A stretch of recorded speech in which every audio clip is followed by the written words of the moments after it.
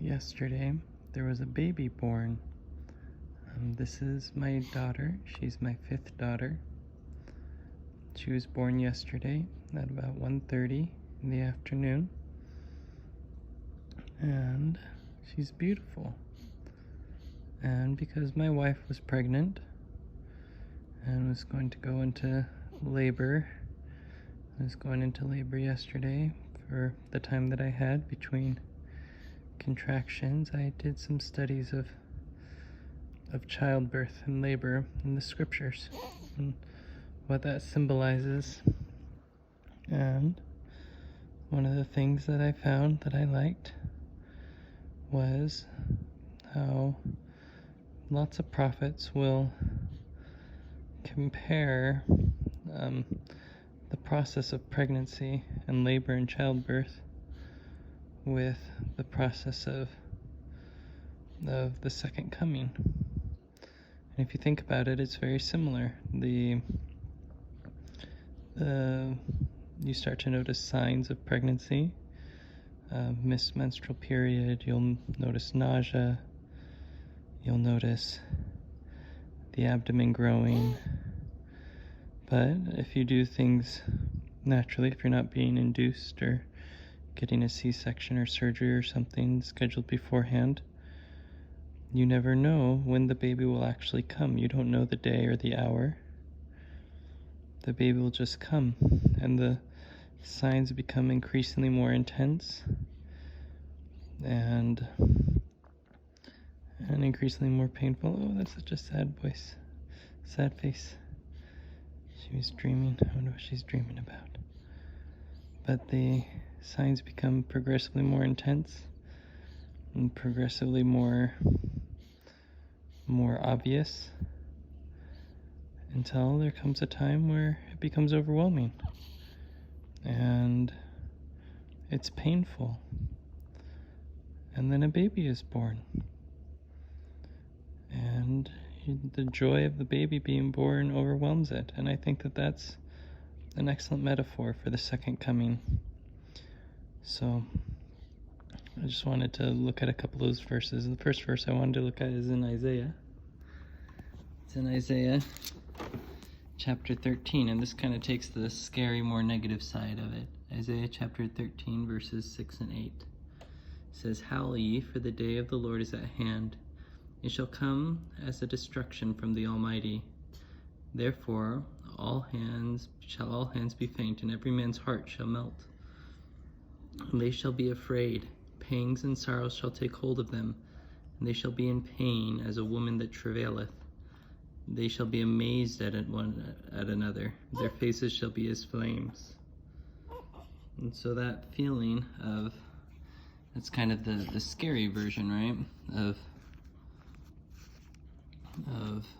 it's the end of the world will be like going into labor. It's going to be hard. In the book of John, the testimony of St. John, Jesus uses this analogy as well, but he has a more hopeful spin on it. In John chapter 16, verses 20 to 22, it says, "Verily, verily, I say unto you, that ye shall weep and lament." Bless you. "Ye shall weep and lament, but the world shall rejoice, and ye shall be sorrowful, but your sorrow shall be turned into joy. A woman, when she is in travail, hath sorrow, because her hour is come. But as soon as she is delivered of the child, she remembereth no more the anguish, for joy that a man is born into the world.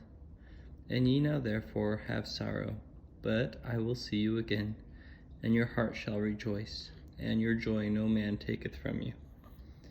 So this is kind of a more complete analogy of the end of the world. And existing in the world will be sorrowful, it will be hard. But then there will be joy, because we will see Christ again. And just like there's joy when a baby is born. Look, she's awake and looking around. Hi there. And then in the Doctrine and Covenants, there's a song that talks about, so in section 84, they talk about the end of the world. And they say, well, I'll start in verse 98.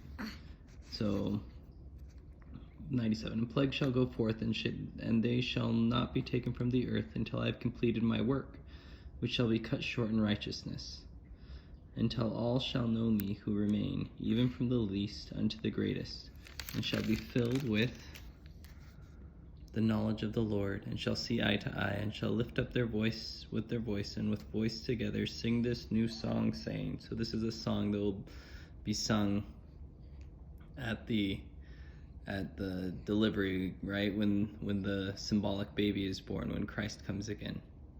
The Lord hath brought again Zion, the Lord hath redeemed his people Israel, according to the election of grace, which was brought to pass by the faith and covenant of our fathers. The Lord hath redeemed his people, and Satan is bound, and time is no longer. The Lord hath gathered all things in one. The Lord hath brought down Zion from above, the Lord hath brought up Zion from beneath. The earth hath travailed, and brought forth her strength, and truth is established in her bowels. And the heavens have smiled upon her, and she is clothed with the glory of her God. For he stands in the midst of his people. Glory and honor and power and might be ascribed to our God, for he is full of mercy, justice, grace, and truth, and peace, forever and ever. Amen. So here, the symbol of the earth travailing and bringing forth her strength is a hopeful one. It's in the context, a very hopeful context, in contrast to Isaiah where it's watch out, you're going to go into labor, and it's going to be at a time you don't know when you're going to go into labor, so you better be ready. Here it's focusing on the positive of the second coming, of meeting Christ again, and the end of the world. So yeah, it's beautiful.